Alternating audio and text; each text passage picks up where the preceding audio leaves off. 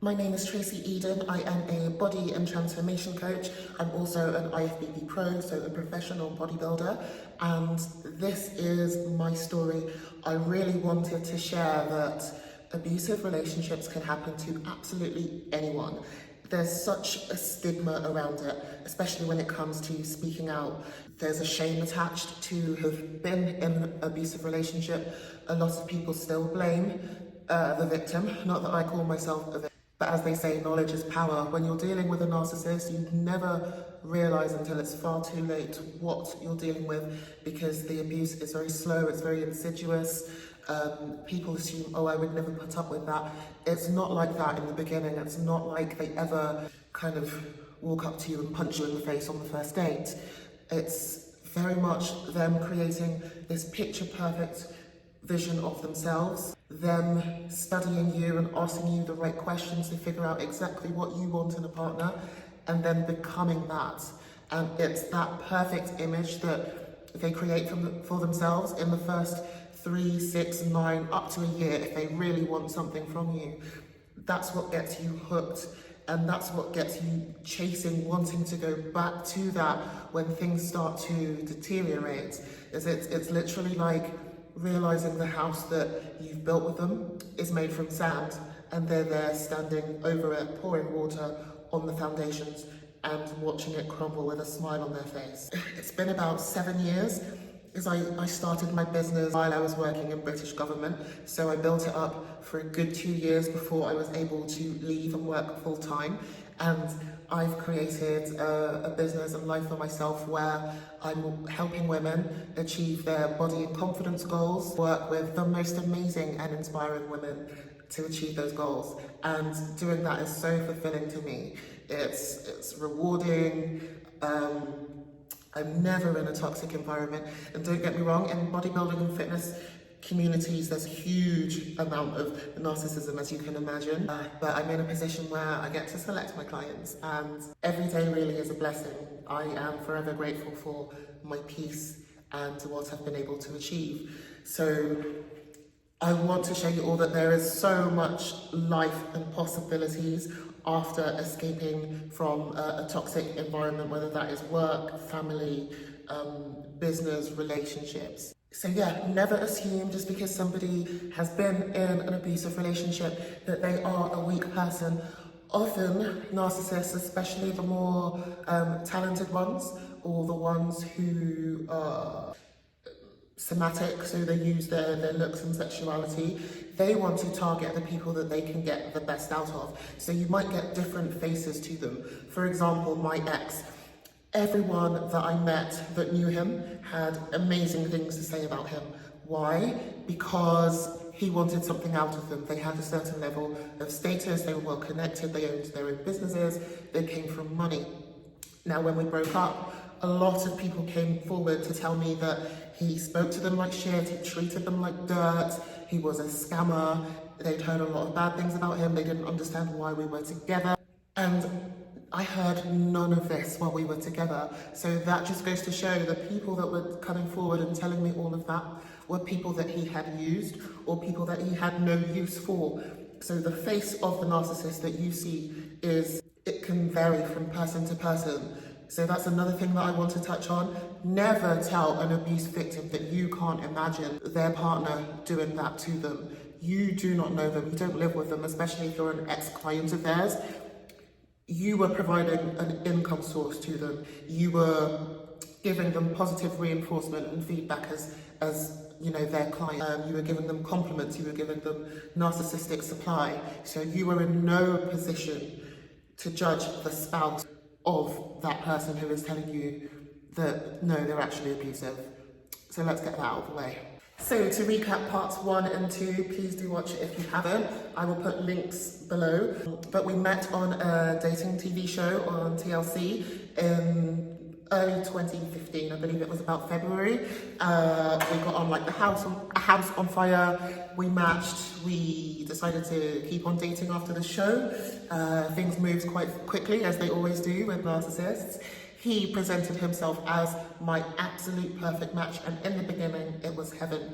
Things moved quickly. We moved in together after 6 months. After 9 months, he proposed to me. Now, the 9 months was very quick and I had my reservations. However, he was an Australian national and he was being sponsored by the company that he worked for, and it was a construction company that was under extreme financial pressures and threatening mass redundancies. So not marrying him meant that our perfect relationship at the time would end and he would have to go back to Australia. So that's why I said yes. Even though for me it was too soon, he convinced me that we were going to get married anyway, and I had no reservations except for it had been too soon. And we'd been living with each other for 3 months, and you know, the first 9 months of our relationship had gone amazingly. Like, we didn't even have an argument. And in part 2, I explained why not having an argument with your partner is actually a red flag, because arguments and how you resolve things as a couple shows you a lot more about a person than when things are going good.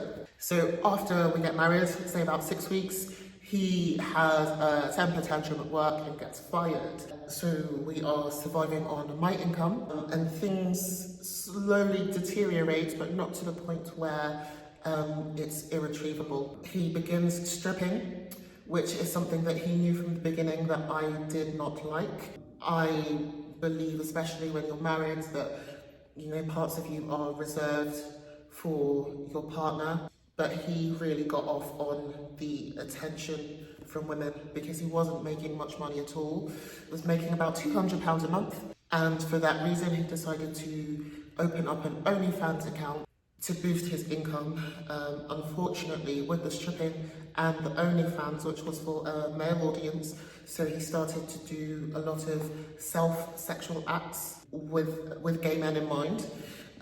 He was making about £300 a month, which is not a lot to contribute to the relationship. It's just about covering some of his food. So things were stressful, but we were 2 months away from going to Australia, where he's from, to spend the Christmas and New Year's period with his family for 2 months. So that meant he couldn't really interview for jobs at that time. And there's so much in part 1 and 2 that I couldn't possibly recap quickly. So as I said, please do check out the links below if you haven't seen, because it's pretty dark stuff. But it's about to get darker, so let's get into it. So where I left off in part 3, we had a session of couples therapy. Nick was really reluctant to go. He didn't want a psychotherapist digging into his brain for obvious reasons.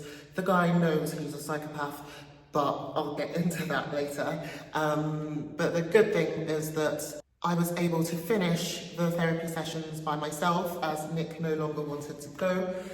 And it was there that I realised that there was nothing that I loved about him anymore. He decided to go back to Australia for a short break to clear his mind and gather his thoughts. We had a holiday booked to Thailand, so I go there 2 weeks later, but in the meantime, I have to pack up our apartment by myself because our lease is due to expire in a month, I believe, or it's about 2 weeks maybe, everything into storage.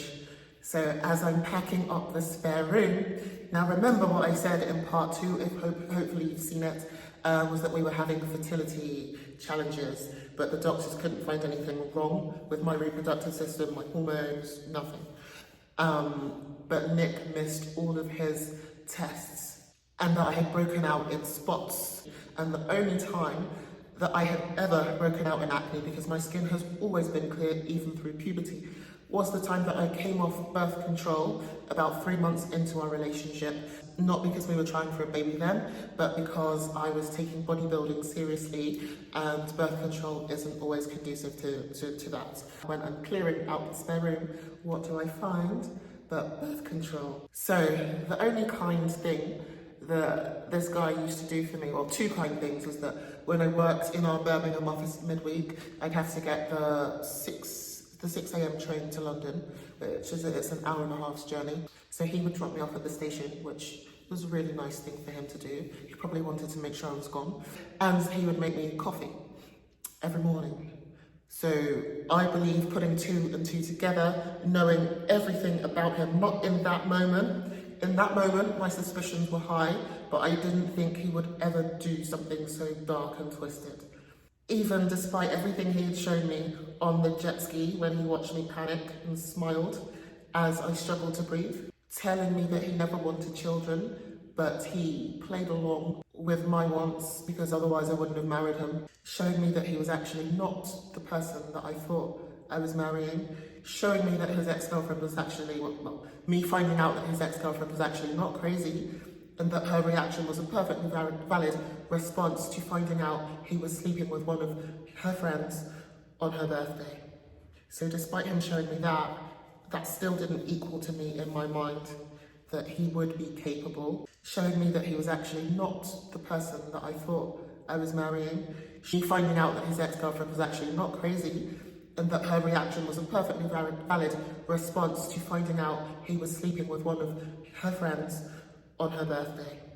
So despite him showing me that, that still didn't equal to me in my mind that he would be capable of tampering with or giving me birth control without my consent. But the actions that will follow during our breakup, makes it clear that he is very much the sort of person who would do that kind of thing.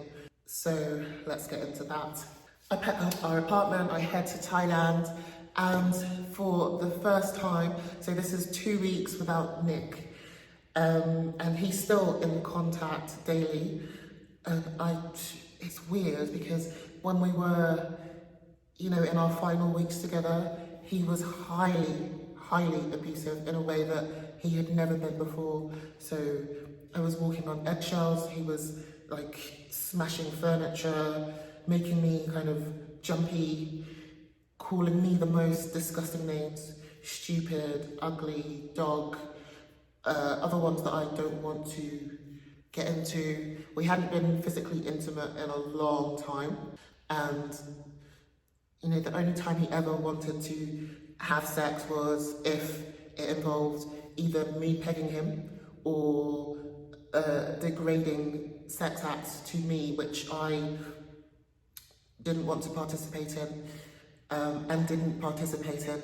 He was someone who does not believe consent is a thing in marriage, but I do, and that was very much the line for me. And yet, what they'll always tell people, which I know his friends believe, very much smeared my name after our relationship breakdown, was that I was not giving him what he wanted in the bedroom. But he didn't tell people what he wanted in the bedroom because it's very unlikely that the men that were backing him up knew what he was asking for, nor would their wives and girlfriends consent, nor would many women put up with their man being on OnlyFans and having sexual conversations with men. So there we go. And despite all of this, still in my heart, although I don't love him, I still think that this is some weird dream and that the Nick that I met is gonna come back. So there is a part of me that does have hope, but I'm so disgusted by the current Nick that the attraction, the love, it's gone. It's gone. But me wanting to still respect the image that my family and friends have of him is still there. So that's the context that we're currently in. I go to Thailand and London was dreary, miserable. In the apartment, all I could see was just bad memories, depression, rainy weather, a loveless home. In Thailand, I'm getting sunshine, I'm focusing on my fitness, which is something that had been not neglected, but more my diet and looking after myself and having me time is back.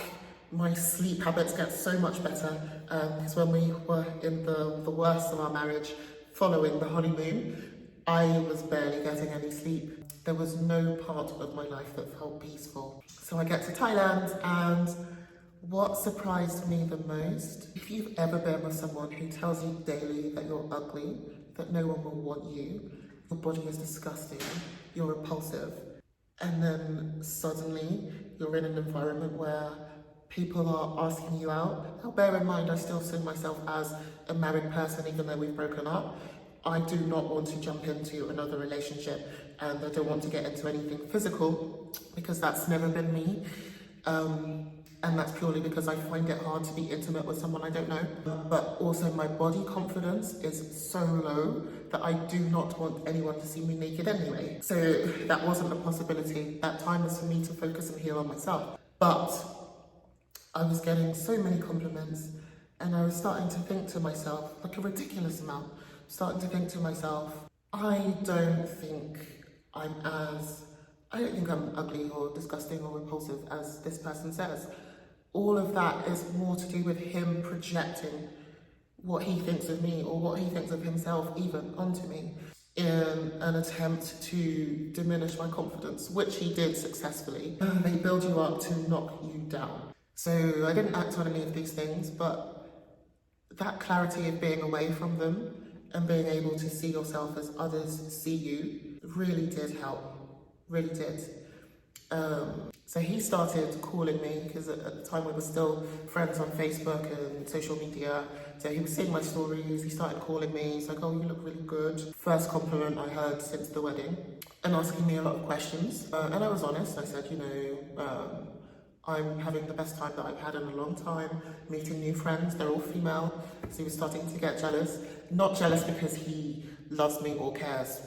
No, for one moment, I never thought that. It's more of a possessive thing, and that he would lose his grip on whatever he could get from me. So he starts calling me from Australia, starts flirting, says he's changed his mind. I said I still need time, as the time away from him was so eye-opening. It was like a fog was lifting. I was having positive thoughts for the first time in months. I was waking up happy for the first time in months. My energy was up, my skin was glowing. I did not want to go back to that dark place where we were in a relationship. So I told him I would think about it. And that thinking about it was purely for my family, because at this point they didn't know that we'd broken up. And obviously I come from a really Christian background. They wouldn't like it. My mum loves the guy, idolizes him. And that was a difficult conversation to have with her, but it's not something that I can go into detail with, just out of respect for her privacy and my family. So yeah, I'm pretty much in that space of, moving on feels good, actually. And at this point, things are pretty amicable. I still think that we can be, not friends, I do have an ex that I'm really close to, and I know that sounds weird, but it's not like that. We've been friends for 15 years. We're very much more like a brother and sister thing. There's no attraction between us. It's not like that.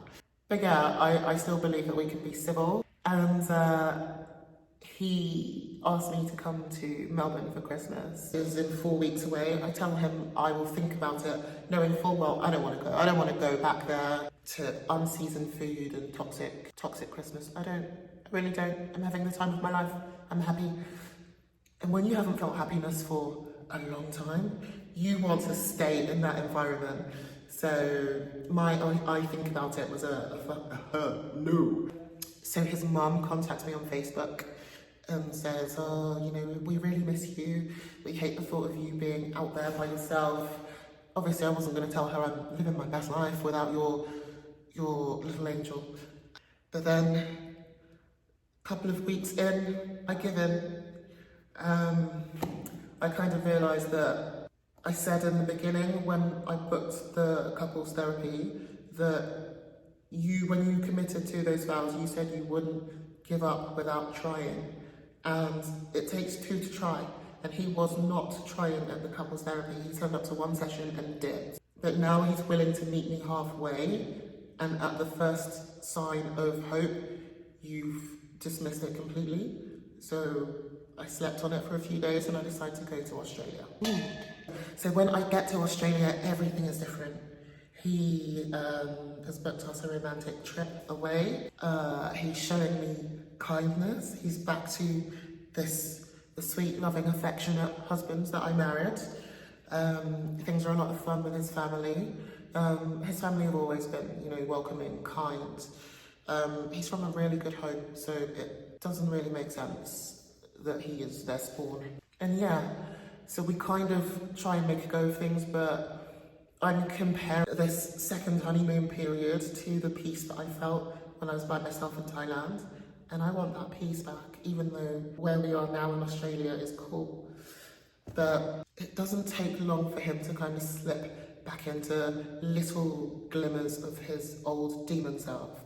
For example, about 2 weeks into everything being super rosy, super romantic, I go to the beach with his family, and it's me, him, and his male cousin on the beach, and he's given his male cousin toxic dating advice from Andrew Tate, because he doesn't like the girl that his cousin is seeing. He thinks that he deserves more because she's overweight. Disgusting attitudes. The girl's been nothing but kind and nice.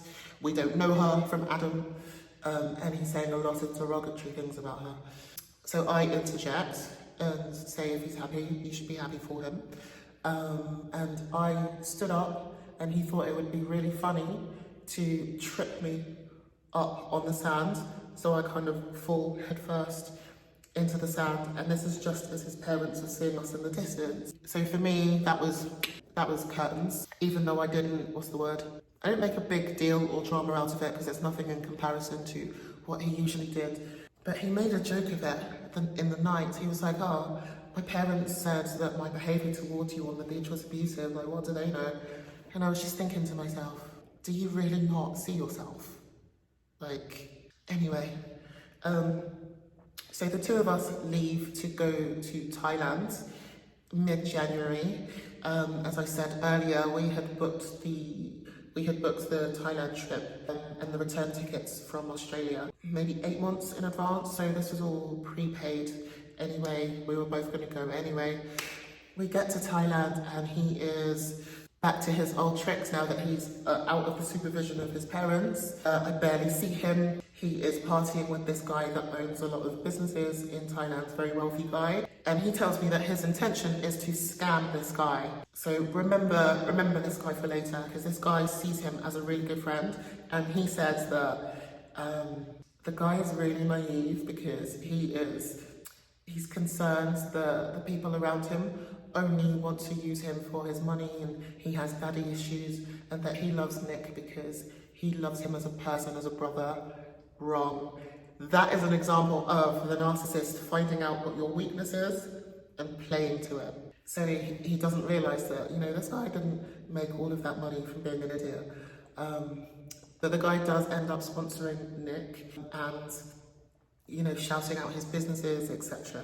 But he doesn't invest in Nick's business as Nick would have liked. But we'll come to that bit later. So yeah, he's partying with this guy, drinking. Now, he has been teetotal since I met him, so it's a complete 360, because I know that he had alcohol problems back in Australia, but he hadn't had alcohol for like 7 years. So he's letting loose. I'm finding out that he's with prostitutes, doing ladyboys, doing all kinds of things behind my back. And I want to talk to him about it in person. And we live together in the same villa, but I never see the guy.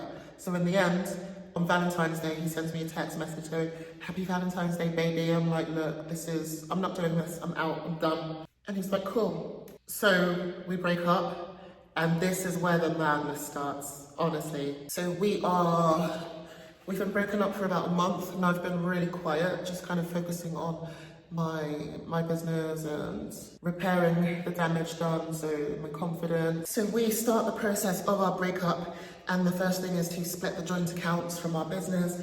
Now remember, we've been making between 5 and 7k per month, and he says in the account there's only 6k each.